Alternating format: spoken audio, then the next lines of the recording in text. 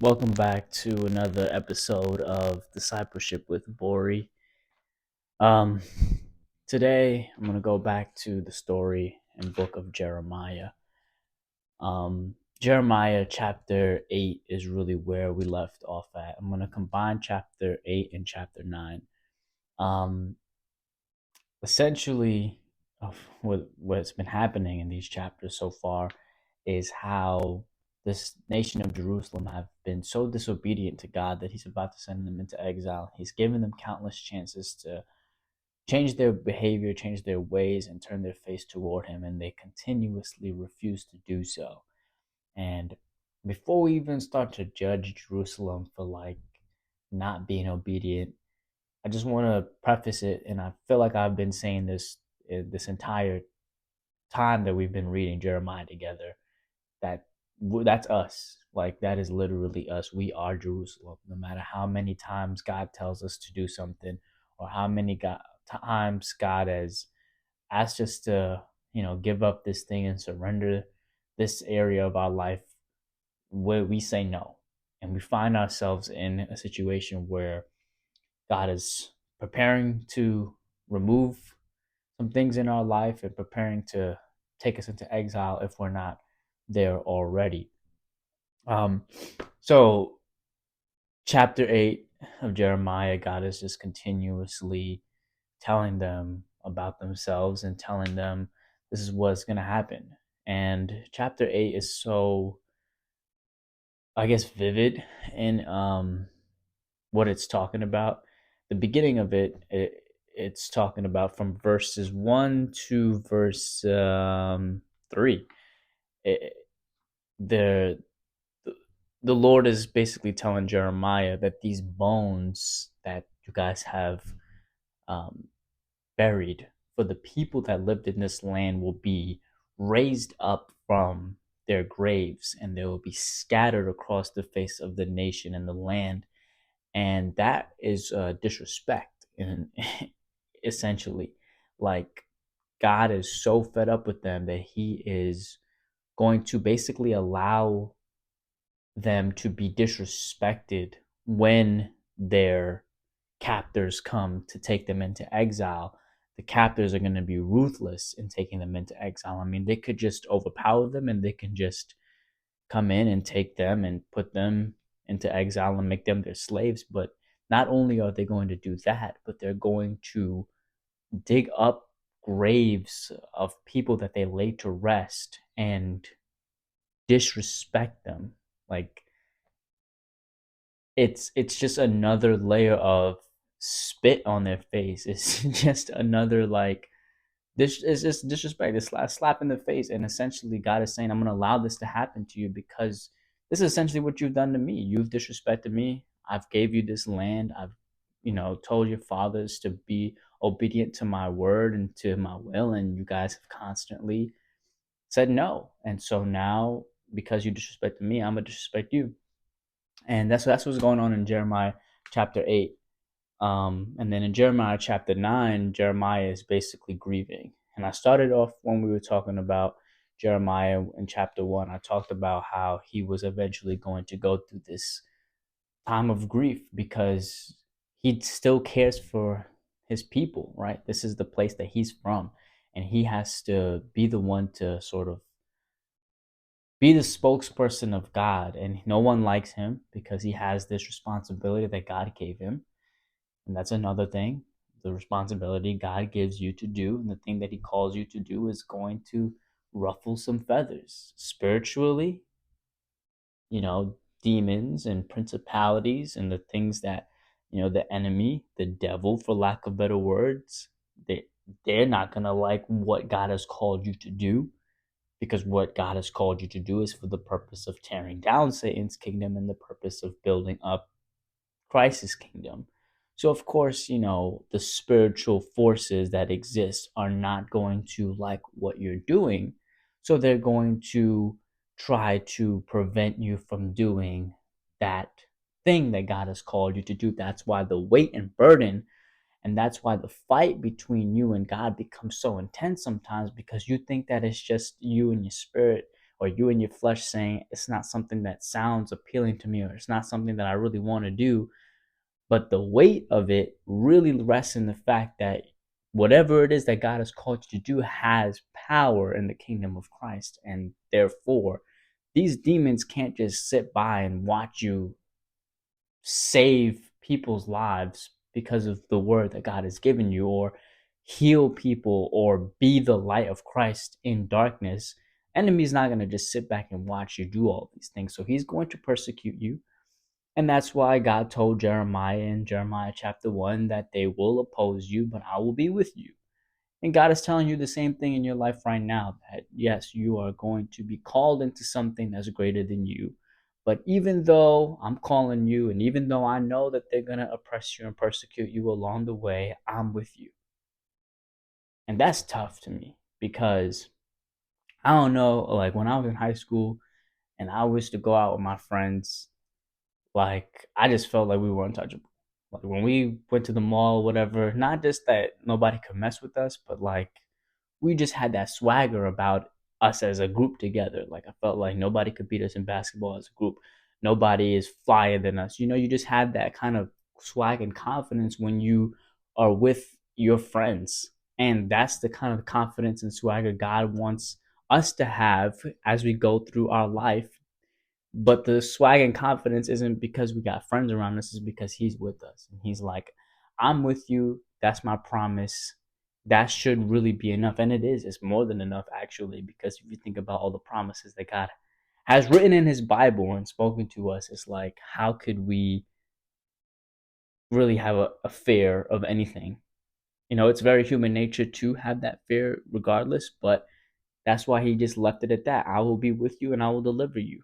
And he says that. So, um, yeah, this Jeremiah, he's grieving because that's still his people, and he knows that this thing is happening to them because of their disobedience, and he's not happy about it, and he's not happy about his position in it, and his people aren't happy about his position in it, but he's obedient anyway.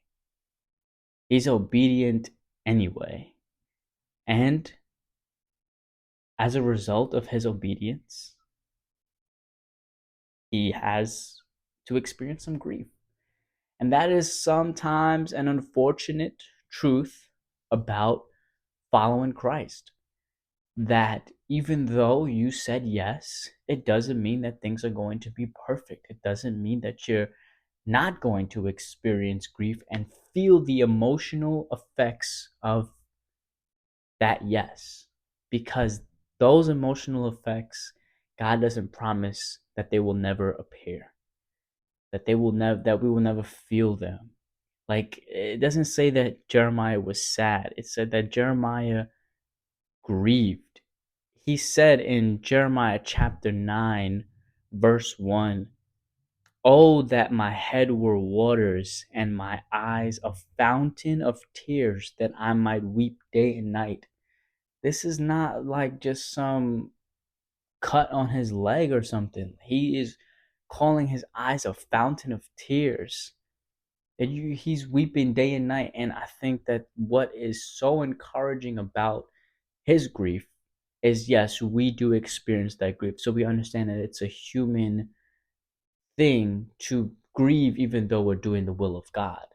I think that's important. And I think we can be encouraged by that. But I also think that it's more important to focus on the fact that, or at least for me, that even if I decided to not follow the will of God and say no, there's still going to be grief. And the way that I think about it is that the grief that I experience outside of the will of God is in vain.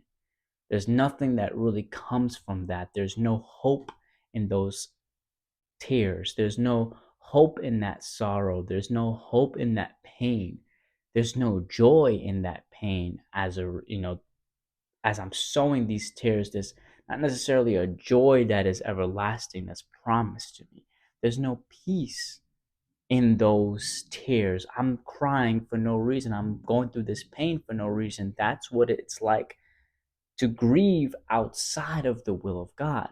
Because I'm disobedient, my grief is really for nothing. And I think that we will experience that grief whether we say yes to God or not. The difference is that when we say yes to God and we grieve, He cares for us, He comforts us, He nurtures us, and those tears are being sown for a glory that we will experience later. And I think later can really mean heaven if you want to think about it, when we receive the crown of life as being good and faithful servants. But I think that that glory can also appear in our lives right now as we make it through this season. But the grief is all building up as part of the blessing. That's how I see it, because that's biblical, right? Jesus comes to give us an abundant life. So, what does that abundant life mean? Does it just mean heaven? No, I refuse to believe that. And in my life's testimonies and the things that I've gone through in my life, I can attest to the fact that yes, there have been seasons of my life where I've just felt grief only as a result of following God. But at the end of that season, I experienced the harvest of those tears that were sown. So the really most important thing is, like, you're gonna grieve no matter what. You just gotta choose if you're going to sow this grief or not sow this grief. Do you want to grow or do you not want to grow? You're gonna be sad either way. You're gonna, cry either way. It's gonna be painful either way. It's just up to you what you want to do with that. And I think that that's really what the focus is when I think about grief in the as a result of following God. It's hard. Yes, following God is not easy, but also it's like not following God is no easier. You just make an idol instead of worshiping God, right? You just have other things that you turn to when you're not following God. Because what are you following? Things that really can't save you. And that's the whole context behind why Jerusalem's in this situation in the first place. Because they're trying to replace God with other idols and their own way of doing things. And they're still in the midst of worshiping other gods in replace of God. They're still bringing God, the one true God, they're still bringing him sacrifices. They're trying to worship all these different things at once. And it's like, ah, man, Jerusalem, you're so stupid. How can you worship God and bring sacrifices, but then turn around and worship other gods? And that's the kind of the context that's the context of the situation, and how we read it is like we have that judgment over them. Like, you can't do that. That's stupid. That's silly. Why would they do that? Why would they think that that could work? And once again, that's us. Like, we show up to church, we sing praise and worship songs, and we get baptized, and we go to church. I know I said that already. And we volunteer and we serve. And it's like, yeah, we do all these external things, but at the heart of it, Jesus is like, I just want y'all to be obedient to me. Yes, you can do all of those other things like serve and go to church. You should still do those things, but at the heart of it, are you obedient? Are you really worshiping me alone? Are you surrendering to me the areas of your life which I'm calling you to surrender? And if the answer to that is no, then you're just like Jerusalem. You are erecting another God and trying to say, all right, well, I have this thing, but then I also worship God. I still go to church. And those things can't go hand in hand. They can't exist. Growing up in church, you hear all the time, God is a jealous God. Meaning, you essentially, the heart of it is like, and it's truth in the Bible, God is jealous. He does not want you to serve any other God. It's not because it is because of his might and his wrath, and because he's the only one that could save you, but he understands that I can take care of all of your needs and nothing else can. It may be hard to trust and believe that me as God can save you from all of your pain, but that's the truth of it. And all these other things, they can't save you, but they may give you the impression that they can. But I want to let you know the truth, that it's only me that can save you. Jesus says, I'm the way, the truth, and the life. So you chasing after other things, it's in vain. It's hopeless. And God loves you so much that he wants to give you that hope. He loves you so much that he wants to make sure that that pain that you experience is for something good. as in Romans 8:28, all things work together for the good of those who love Christ and are called according to his purpose. That's all of us, right? We are all called according to his purpose. We are all able to turn our sorrow into joy. We're able to turn our grief into something greater. And that's where God wants us to be. Yes, he's going to call us to do some difficult things in our life. And yes, it's going to be difficult along the way. But he wants to sustain us along the way. He said, I'm with you to save you and deliver you from those who persecute you. It's not just like some fairy tale promise. God is with you every step of the way. In this season of my life, I can say, like, it's been tough. It's been rough. And it's like, Lord, where are you? And the fact that I'm even able to make it another day is like God is showing me that he's with me. I'm not dead. I'm still in my house. I still have my family. Everyone's healthy and alive. I still got breath in my body. So that is not something to be overlooked. That's the sustaining presence of God. I am with you, he tells you. I am with you. He's telling me. So you can consider the external circumstances. You can look at the winds and the waves all day long and be like, where is God? Or you can turn yourself to prayer. You can quiet your spirit for a second. You can grieve to God and let him know it's difficult, but I trust you because you said you are with me.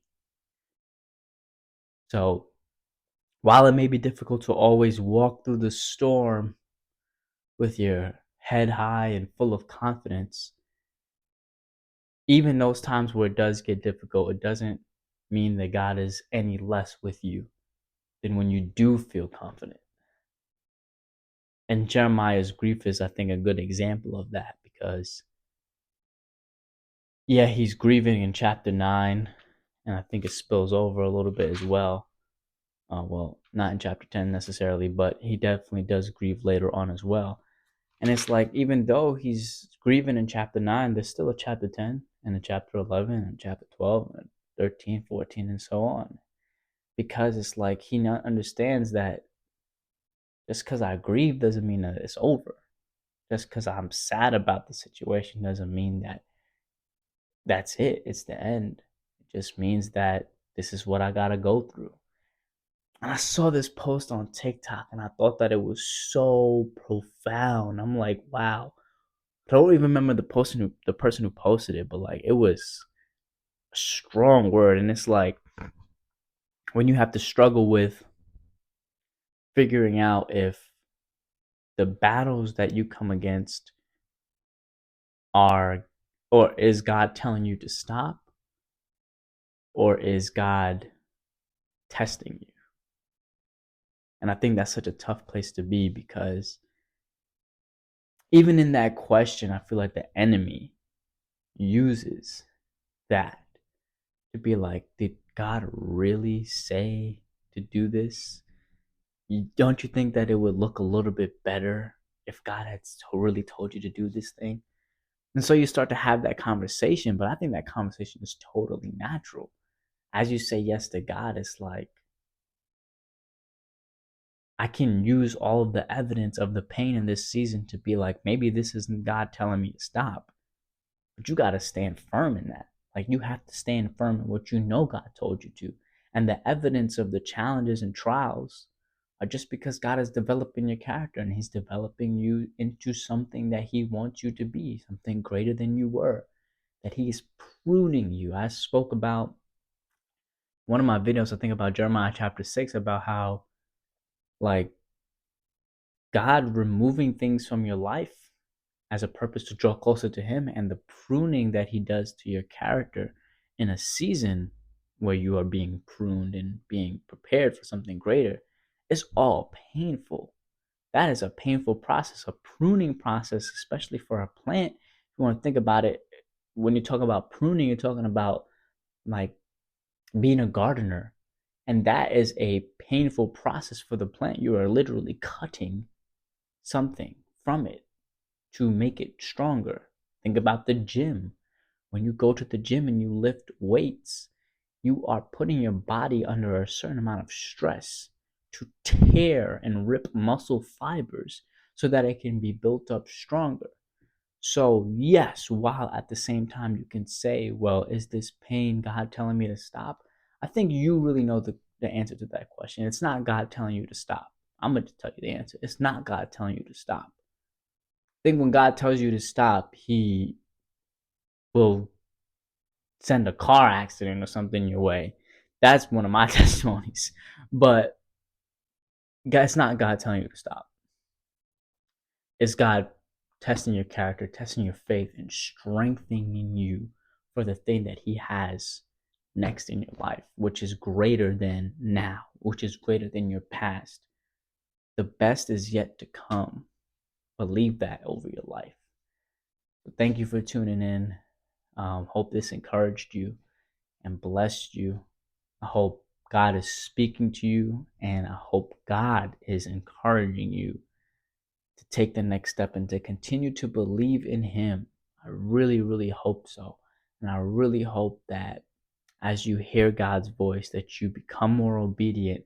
As you say yes, you begin to step into new territory spiritually and in your life as well. Um, yeah, stay encouraged and be blessed. Peace.